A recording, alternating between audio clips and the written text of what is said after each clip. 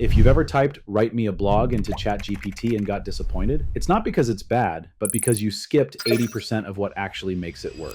I'm Adam Sands, CEO of the Roofing Business Partner. In this video, we'll break down the full 5-phase AI process, why the tool doesn't matter, but your approach does, and how you can use AI in ways 99% of people completely overlook. Where do people go wrong with AI? They don't know the 5 phases. They're used to using AI to write something or to answer a question. In many ways, having a chat with ChatGPT, that's like 90% of the society's interaction with what AI is. So it's where you go into ChatGPT or Claude or Gemini or some other AI tool and you say, write me a blog or generate me an image. You don't get the desired outcomes because you're missing 4 other steps. But to really get AI to work for you, you have to go through 5 phases. You have ideation, research, composition, that's the one that you're doing right now usually, refinement, and then distribution. The tool does not matter as much as the process, and the process does not matter as much as the adoption. And the adoption is those 5 things. The reason that you want to do it this way is because you can be using AI across all 5 of these steps, and you will get better outcomes this way. The first one is ideation. You're coming up with an idea, how to ideate, how to think of what your idea might be to kind of really get clear on what that idea is. Then you're going to do research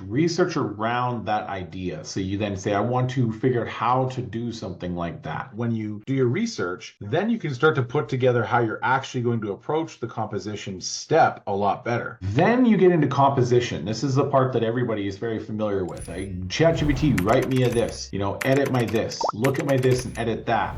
Then there's the refining and editing portion. It's so easy to get AI to create a massive amount of information. Well, how do we trim that down? And then distribution, and AI can help with distribution now more than ever. When talking to AI, whether you're doing in chat or if you're just talking to AI, like I want to kind of say you can assign artificial intelligence a role. You can give it a personality, you can give it a job to do, you can give it a style, you can assign it a profession, you can give it a perspective, and then you can also ask it to format the output. OpenAI kind of was the one that gave all of humanity kind of the understanding of what AI could be, but it's actually been around since like the 50s. Started just by identifying pictures of cats and dogs. Then you get this like massive explosion about 3 years ago now when OpenAI went from GPT to GPT-2, then GPT-3. And GPT-3 is where they added chat to it, made it so you could talk to it. And that was like the big breakthrough that made AI kind of accessible to everybody. And by accessible, it was free. And people were blown away. Then they charged $20 a month, so you get access to the smarter models